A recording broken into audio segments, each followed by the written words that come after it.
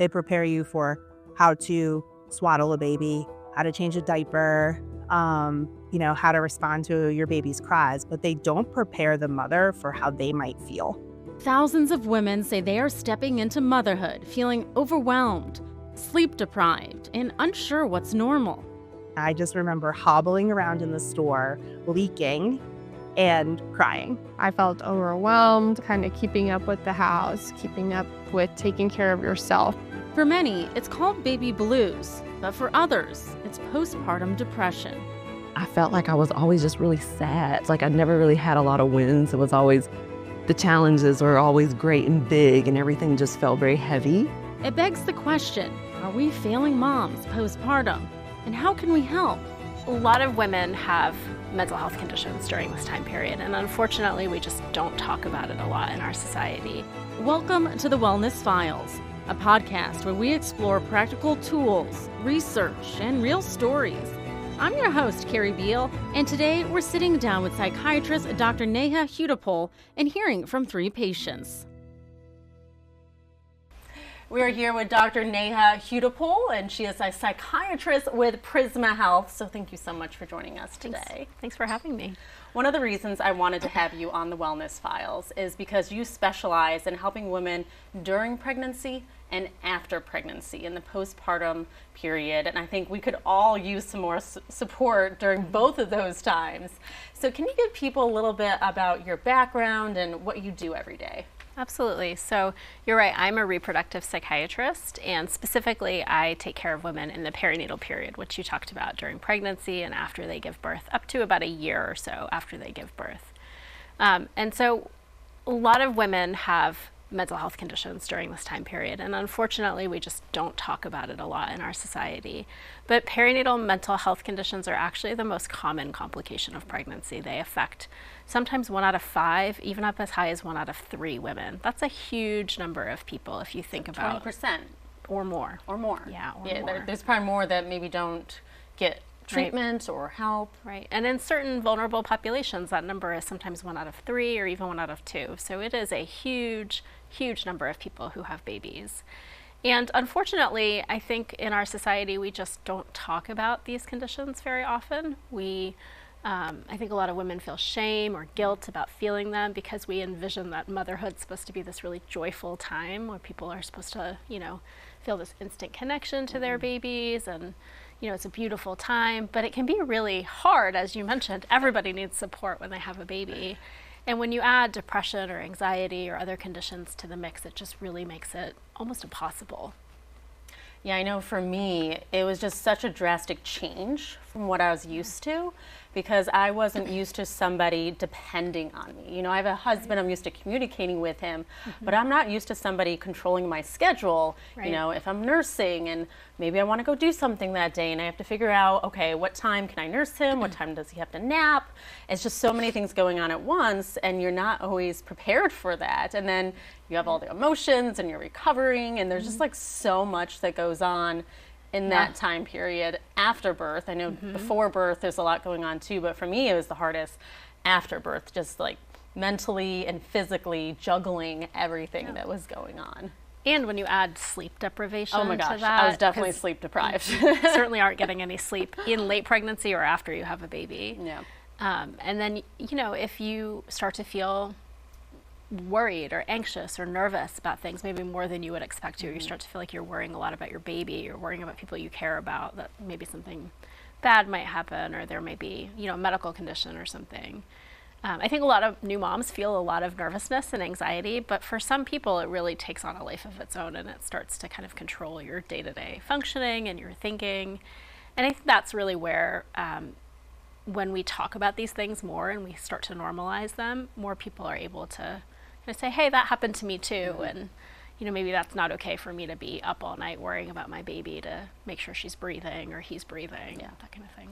So. Which we have 3 patient stories we want to get to, but before we get to that, can you explain a little bit what Prisma Health is doing? Because one of the things I highlighted in a story I covered previously is that, when you're pregnant, you have so many doctor's appointments, and then after pregnancy, in the postpartum period, you have 1. Right. Which I think a lot of us say, like, hey, there's a lot going on and I have a lot of questions.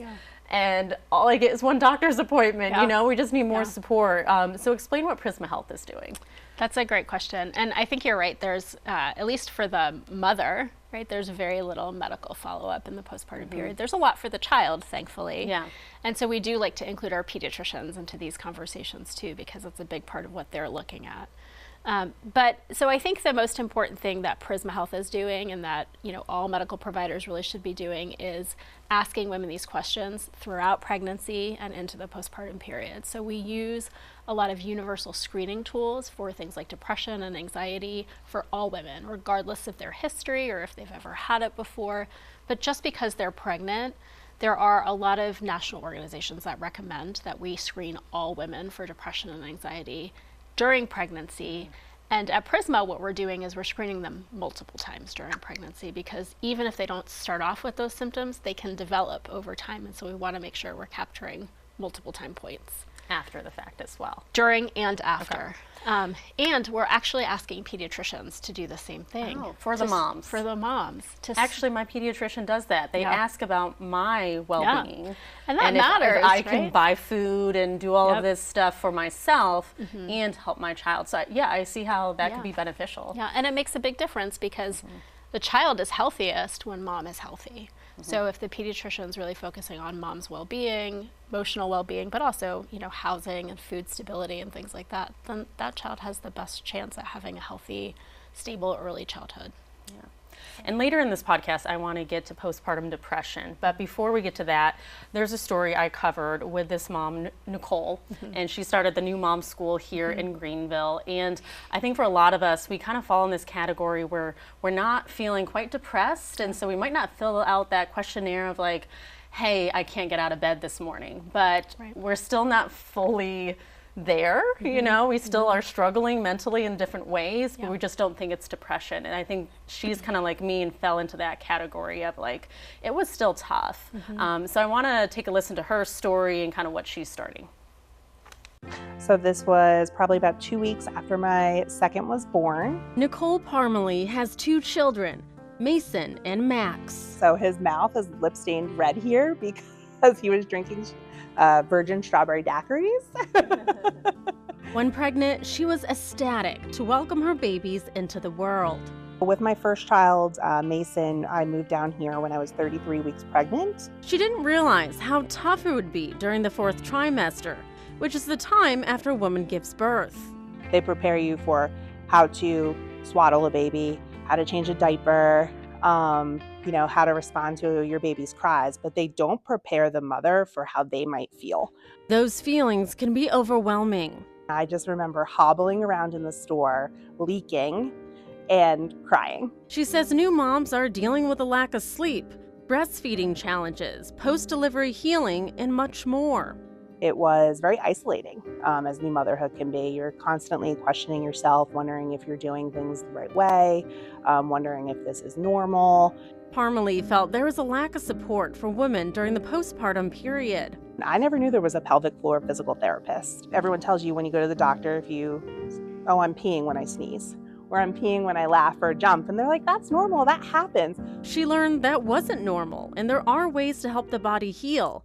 It's why she started the new mom school in Greenville. It's really an investment in the mother, because studies have shown that if mom is happy, baby's happy, family's happy. The 8-week program will include support sessions with experts like a relationship counselor, positive parent coach, therapist, lactation consultant, speech-language pathologists, and much more. So not only are we providing them with the experts from the community, but we're also helping them build their own community. We encourage the moms to get together outside of class. We will put them in a Facebook group so they have contact with each other. We'll, get a group chat going. The old saying goes, it takes a village to raise a child. It also takes a village to support the mom. It's just women supporting other women, and we really need more of that. So I really enjoyed listening to Nicole because, again, I say I relate to her. But let's talk about what is the difference between, maybe something like baby blues and depression. Is baby blues different than depression? It is different, yeah. So baby blues or postpartum blues, people call it different things, happens to probably the vast majority of people. We think 85, even 90% of women have some of those. And it happens 85%? usually. 85%? Wow. Okay, so I don't feel so bad now. No, you shouldn't. Most women have it. They may not talk about it, but most women have experienced it. And it usually happens quickly after you have a baby. It's within those first few days, those first couple weeks. Your hormones are changing. They're going every which way. You're not sleeping, you may be producing breast milk, and so you're experiencing that sort of surge in those hormones as well. And a lot of people feel that they're on this emotional roller coaster during that time. They may laugh one minute and cry the next minute and feel really overwhelmed, feel really tired, but really joyful at the same time. But they don't feel sad necessarily, but they just feel like their emotions are just moving in all different directions. We think that's because of the way the hormones affect the way your brain processes, those changes. And it usually is time limited. It lasts maybe a few days, a couple weeks at the most, and then it goes away. And it doesn't necessarily always lead to depression. But postpartum depression can feel really different from that. Sometimes those symptoms will turn into depression for some people. For a lot of people, they'll just go away and people will be fine. But all moms can use support. You've heard the phrase, it takes a village to raise a child. Well, it takes a village to raise a child and support a mother at the same time. We are not really meant to raise children alone. It's very difficult to do that. And so when we have other people around us, whether it's family or friends or coworkers, or even a community of new moms that are coming together specifically to support one another like they do at the New Mom School, then that can really help women feel less isolated. They have a place where they can maybe ask questions about things that they're not sure about, or they can share experiences and feel validated by them, instead of, feeling like they're all by themselves and they have to figure it out on their own. I think we put a lot of pressure on moms to feel like they think they need to know exactly how to do it, right? Which we don't. There's no part of your brain that just turns on when you become a mom and teaches you all about being a parent. It's a skill you learn over time. The biggest thing for me, it really touched me. Somebody asked me, not how is the baby doing, but they said, how are you doing today? And it just took me aback. I was like, I think I'm good, but wow, thank you so much for asking that question. Like, somebody actually cared about me. Obviously I love my baby and everything, but all of a sudden I realized, wow, I need this support too. And it's something that we're so focused on making sure our baby is healthy and we're doing everything right, and it's like we just all of a sudden forget that, like, hey, I'm here too. I think we tend to put our families and our children's needs way above our own. I think that's motherhood in general is often like that, particularly in infancy. And you've maybe spent 9 months with people asking you how you're feeling, and then overnight it is about the baby. So I think it's great that you had somebody that asked you that question. It was a stranger. It wasn't even somebody I know. It was like at a grocery store. And I was like, oh my gosh, thank you. And I hope that we all can do that for people that we know. And not just for mothers. I think that's true for all parents as well, because it's change and stressful in different ways for different people. But at the end of the day, if the mother is healthy and well, then you will have a well infant and a well child. And so the most important thing is to make sure we're taking care of our moms. Because without that, we can't hope to necessarily have healthy children. Healthy moms produce healthy kids. That's okay. Right. So now I want to go on the topic of postpartum depression. And at the end of this show, we'll go over some tips for people from all sides of this. But Sawyer Bussey, she's from our sister station in Atlanta, and she spoke with a mom who is experiencing postpartum depression. And I want to mention that when you're listening to this story, if people are listening, she's talking about pictures of her daughter, Ava. And so, that's something that people might not be able to see, but that's what she's talking about in this story. So let's take a listen. This is Ava Gordon. She looks shy, but her mom will tell you that couldn't be further from the truth. But she bosses her brother around. She thinks she's the oldest, and she thinks she's the boss of everybody. Life is happy right now for Cambria and her family. It wasn't too long ago when things were darker because of postpartum depression. They found out they were pregnant during the pandemic. They had their baby during the pandemic. We were still in the thick of it all, and it was still really scary. There was a moment around the time her baby was a couple months old that Cambria thought about motherhood and said, maybe this isn't what it's supposed to feel like. I felt like I was always just really sad. Like I never really had a lot of wins. It was always, the challenges were always great and big, and everything just felt very heavy. She unknowingly had been struggling with postpartum depression when she started asking for help. I think this thought that kept going through my head was that they were going to be better without me. All the little joys of her baby's growth, Cambria struggled with. She finally found the new parent support group at Piedmont Atlanta Hospital. It's a virtual group that accepts any new parent, whether they've had babies at Piedmont or not.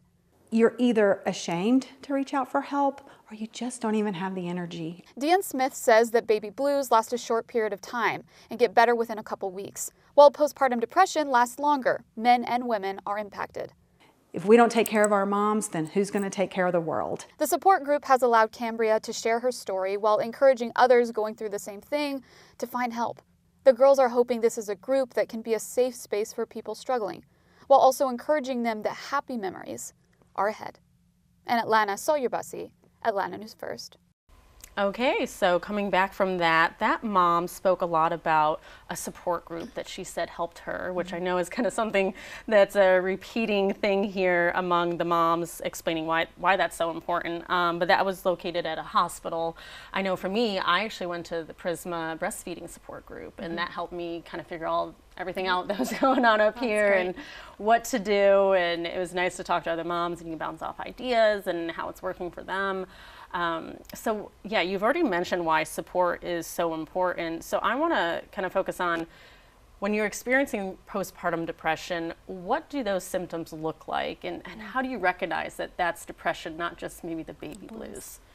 It's a great question. So postpartum depression can take a few different forms, but a lot of women, in addition to feeling sadness, persistent sadness over a period of usually a few weeks or more, a lot of women will also have trouble with sleeping, even when the baby's sleeping. We know that postpartum moms don't sleep well, but a lot of moms should be able to sleep when baby's sleeping. So a lot of these moms have trouble with that. They may have really low energy, poor concentration, their appetites may really change, or they may not be eating enough, in particular to keep up with things like breastfeeding and things like that.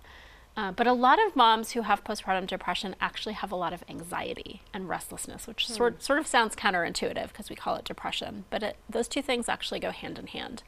And that anxiety often is baby focused. So it's a lot of worry about something bad happening to the baby. It's a lot of worry about just something bad happening to people you care about in general.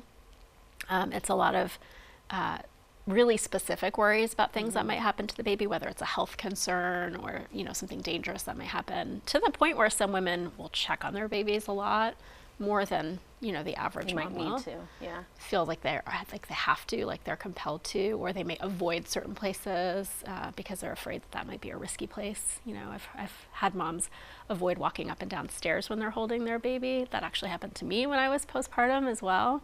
You're afraid of dropping the baby? A very specific fear. So we call those intrusive thoughts or intrusive scary thoughts. And sometimes women's depression and anxiety get so bad that they feel like they have a really hard time connecting or bonding with their baby. They feel disconnected, disengaged. Sometimes it goes so far that they feel, that their baby might be better off if they're not there, or they start to have thoughts of suicide. We know that suicide is actually the leading cause of death for women postpartum in the U.S., which is pretty scary. That is scary. Oh my gosh. So, and we'll make sure at the end of this to provide the phone number and all of the information for anybody who might need that. Yeah. And so these are serious symptoms that we're talking about. These aren't mood swings or tearfulness. These go much beyond that. They can be really dangerous. And so I think to answer your question about how do you know when it's postpartum depression, if you're really not feeling like yourself, or if you have people that care about you around you that are really concerned about you, I think that's a pretty big clue and a trigger to say, hey, maybe I should at least talk to somebody about what's going on and find out if maybe somebody can help me figure this out. That somebody could be your OBGYN or, prenatal care provider. It could be your primary care doctor. It could even be your pediatrician. Or it could be our programs at Prisma Health that we can talk about as well. Yeah. Now, kind of rewinding a little bit, if let's say you're a partner or you're, a caretaker, a mother, somebody who's trying to help the mother and her baby, what questions should you ask the mother to see if maybe they are experiencing depression? And how should you go about that conversation? Well, I actually think what you said, what somebody asked you one day, is a perfect place to start. How are you doing? Tell me how you're feeling in all of this. This is a big change. It's a big transition to become a parent, especially when it's the first time. So start by asking how somebody is doing with that transition, and if they're feeling like themselves or if they're feeling sad a lot. If you notice something like that, maybe commenting to say, hey, in a very non-judgmental way, you know, I noticed that you really haven't been smiling as much as you normally do, or you've been isolating when I come over, you haven't really been talking to me. Like, are you doing okay? Is there anything I can do to help you? Or do you want to talk about it more? And would you say listen? I know I've talked to a lot of counselors and psychologists and psychiatrists, and like, I feel like the biggest thing they always emphasize is don't just come up with a solution. Yes. Listen, like let them explain themselves, and don't just throw the solution or whatever you think is best at them. Yeah, I think listening is a huge part of this, and I think it takes a lot of courage to talk about these symptoms. You know, in our society, we expect moms to be really happy and joyful when they have a baby. That's how we paint that picture on all kinds of places, social media, on TV, movies, and when it doesn't feel like that, I think a lot of women feel pretty guilty. They feel a lot of shame. And so making sure we're creating a shame-free and a guilt-free environment when we're asking those questions is really important. All right, well, we have one more patient story. So this one is from Omaha, Nebraska. Our sister station there, Erin Hartley, she did a story also with another mom who's experiencing postpartum depression. So let's take a listen to that.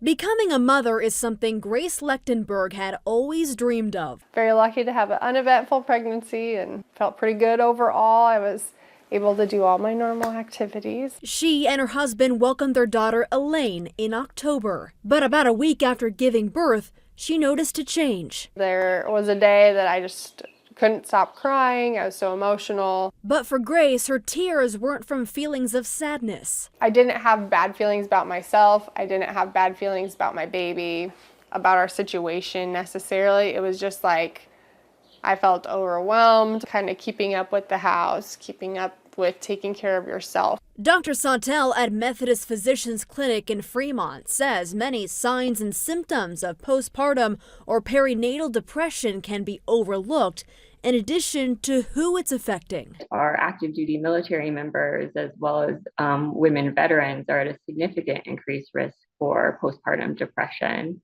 And sometimes they struggle and feel that if they reach out for help, that's somehow going to affect their military career and the potential implications with that. And so I encourage patients to try to look past that consideration about their career, to know that their conversations with their doctor are confidential. After consulting with her doctor at Methodist Fremont, Grace was able to get the appropriate help through medication. It does still come up now and then, but it's not the same intensity. And 7 months later, she's getting to enjoy all those special moments with her daughter. Really take the time to look at what you're feeling and know that it's okay to ask for help, because there are people out there that will be able to help you feel better. On your side, Erin Hartley, 6 News. So coming out of that story, I think that mom spoke a lot, and kind of the topic they talked about is a stigmatism of like even telling people that you have it, like feeling like it's a vulnerability to you. Can you explain that and why we shouldn't hold this back? Yeah, again, I think a lot of that stigma comes from this sort of idea that motherhood is supposed to be this really happy time, and when it's not, it feels like, you know, maybe you've done something wrong, or I think I've heard a lot of moms talk to me over the years about, you know, well, I wanted to have this baby, I love this baby, why am I not enjoying this more? I'm supposed to be enjoying this. They use that should word a lot, which I don't really like to have my patients use the word should, because it creates a lot of expectations. And so I think that when we can talk about these conditions openly, and it's destigmatized, right? It's not something to be ashamed of. It's not something to hide or to be quiet about. We can talk about it openly. We can talk about it on TV. We can talk about it on the radio. And we can talk about it with our providers, our friends, our family members, without a sense of shame, to know that this is a medical complication of pregnancy and nothing more than that. So I think that's the most important thing. All right. Don't be afraid to talk about it Please to don't. somebody. Somebody, yes. Just reach out. So what practical tips do you have for mothers, for caretakers, husbands, partners, anybody who might be involved in this? Yeah, so I think you mentioned listening. I think that's a great one. Be helpful, be supportive, but ask our mothers what it is that you can do to be helpful. You know, I think sometimes going over and holding the baby isn't necessarily what a mom needs. She may need groceries delivered or somebody to help out with household chores or things like that, or just somebody to sit and be with her so she doesn't feel so isolated or alone. So I think that's one part. Asking the questions, listening like we talked about earlier. And then if you are concerned, help that mom get to a place where she can talk about her symptoms or her concerns with a medical provider. So that, again, like could be a prenatal care provider, but it could also be the, a program like our program at Prisma Health, like the Mother Infant Wellness Program, which I'm happy to talk to you more about. So I know for some people, cost might be a barrier. They might say, hey, I can't afford to see a psychiatrist or a counselor. Yeah. So how do we help those people, and are there resources out there for those people? Yeah, absolutely. So the good thing about our program at Prisma is that we take all types of insurances, and our services are typically covered, in like mostly in full coverage by insurance companies. So that part really helps with access and with people being able to get to care when they're able to. Yeah. And there's a lot of other, resources out there that can help people with, different types of assistance when they may not have or be fully insured or have the right, type of coverage or things like that. But there are a lot of different financial counseling resources through Prisma Health and in other places that we can help connect women to if they need to. Yeah, but bottom line, they should reach out. Do you think anything should change in the healthcare system to help women? I mean, because again, the standard is one doctor's appointment after birth. Yeah. Do you think we need more? Well, I think that women should have some regular touch points with a provider of some sort after they have a baby. Now, that could be a prenatal care provider, it could be a pediatrician, but I do think that all of those different people should sort of operate together as a team to take care of this mother-child unit together, because that's really what we're talking about. And I do think that it's also important for people to know about the resources that are available. So if you had a patient who called their OBGYN provider or their pediatrician with concerns about depression, that office would know how to get them to where they need to be to get the help that they need. Okay. Yeah. Well, just more knowledge about it too. I think that's a big takeaway of the support, knowing that there's resources out there. Kind of like what you offer at Prisma Health. I know in a lot of cities they have various resources. As we mentioned, in Atlanta, they have a support group there. So I think there's just so much for people to find out about and, understand. And this whole situation. It really is, And we have, a great mother-baby program at Prisma Health. It's called the Mother Infant Wellness Program, where we're able to take care of pregnant, postpartum moms with lots of mental health conditions with their babies with them. So really focusing on that bond and that attachment. So we're really happy to be able to offer that service. Great. Any last comments before we wrap up? I think just make sure you talk about your feelings. Don't be ashamed. This is a common condition. All right. Well, thank you so much for joining us today, breaking all of this down. Again, we'll have the story links to some of these stories in our show notes, and anything that you have to provide, we can put that in there too. So thank you so much for joining us and breaking this down. I think it's a topic we need to discuss a lot more. Great. Thanks for having me. Thank you so much for tuning in to the Wellness Files with Kari Beal. If you like this podcast, make sure to give it a review. You can also follow it on Apple and Spotify. And if you're listening or watching on YouTube, you can save this playlist so you can watch it or listen at a later time. So again, we release a podcast every Wednesday, and thank you so much for tuning in.